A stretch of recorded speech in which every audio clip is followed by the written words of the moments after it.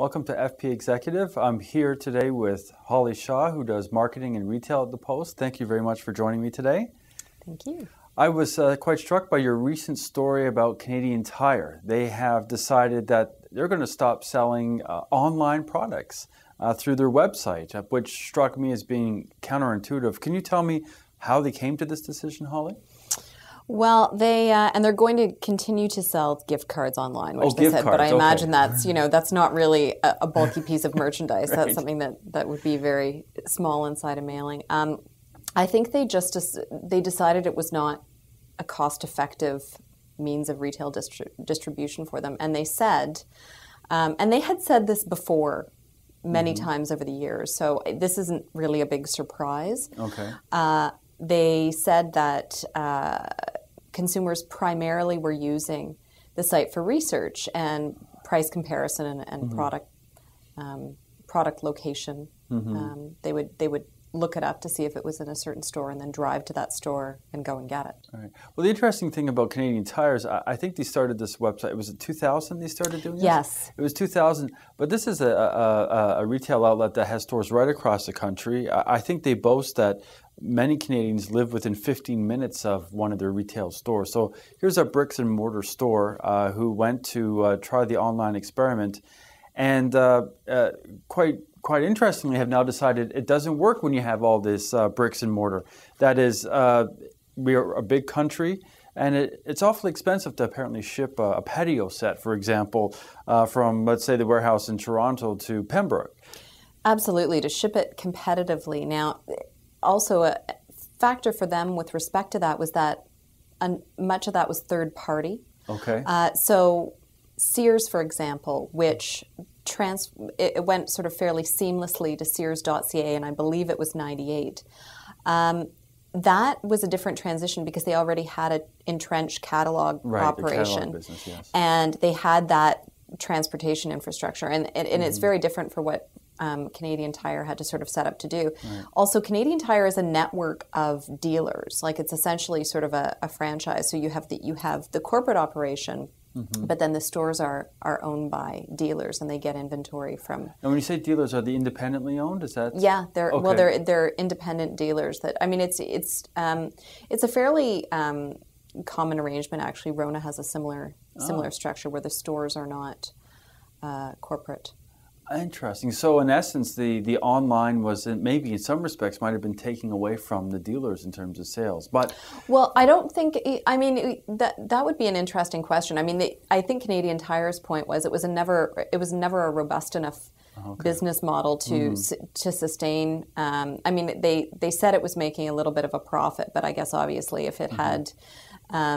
If it was anything significant for them, if it was a good enough channel to justify keeping it, then they wouldn't have axed it, right? So, well, but it tells us something too about this decision. Tells us something as well about consumer behavior. You mentioned at the beginning that it was being used for research. So people are going to the website. It's not as though websites don't have value. It's just a question of determining what the value is, and apparently the value is the research. Could you explain that a little bit more?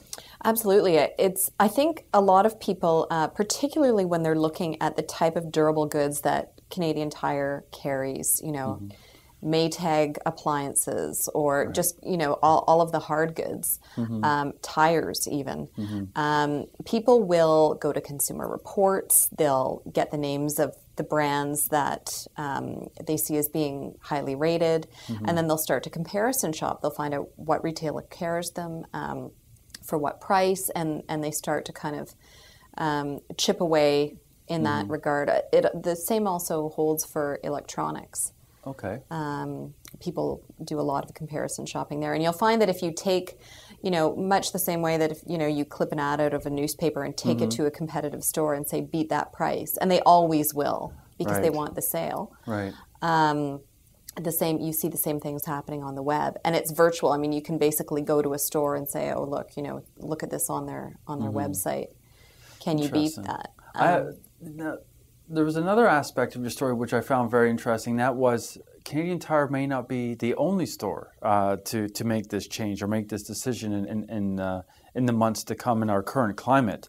There are other stores that don't do it either. I believe Walmart doesn't really have a big online sales presence. Are there other stores that have eschewed the online sales? Well, absolutely. I mean, when you look at the business model, I mean, one thing that people forgot, I think, from the get-go when there was this big big excitement over online, around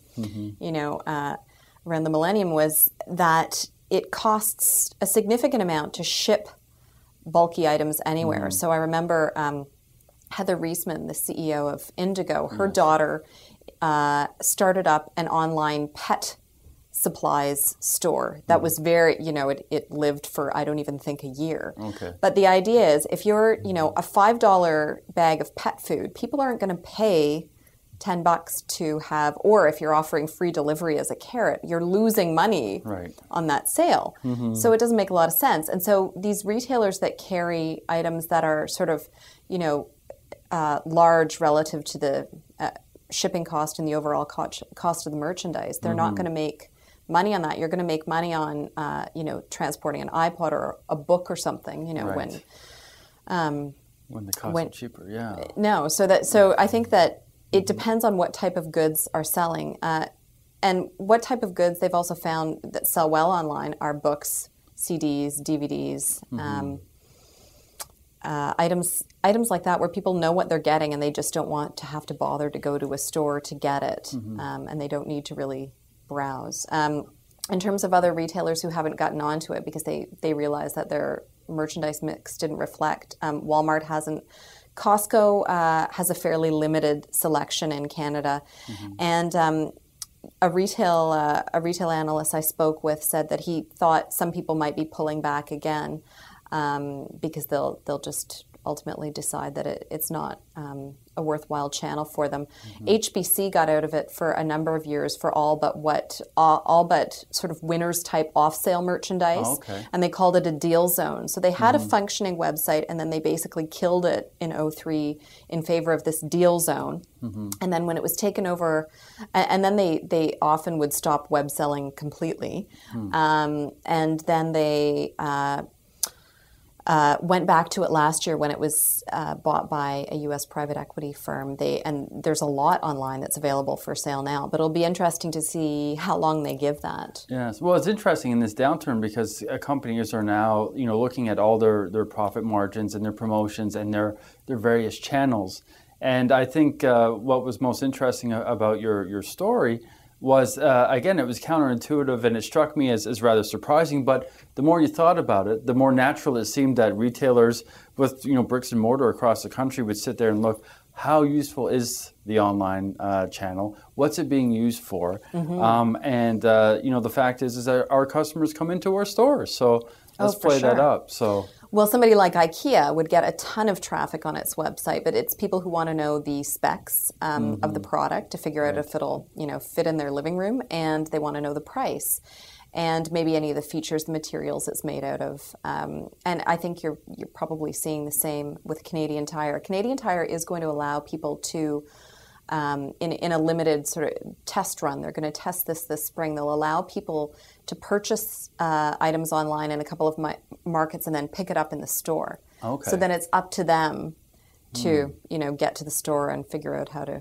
schlep it. I think they can also pay for delivery, for third-party delivery as well, but it's just something that Canadian Tire won't have to actually manage that for them. The customers are going to have to manage it themselves. So it's almost the convenience of securing an item like a patio set, which they often go very quickly, or tires actually go very quickly. Especially winter Canadian tires. Yeah. Oh, yeah. No, it was a huge, as you know, it was a huge problem this year. So to be able to buy them online is a big bonus. So the future of online retail for a firm like Canadian Tire may be research for the customer can research.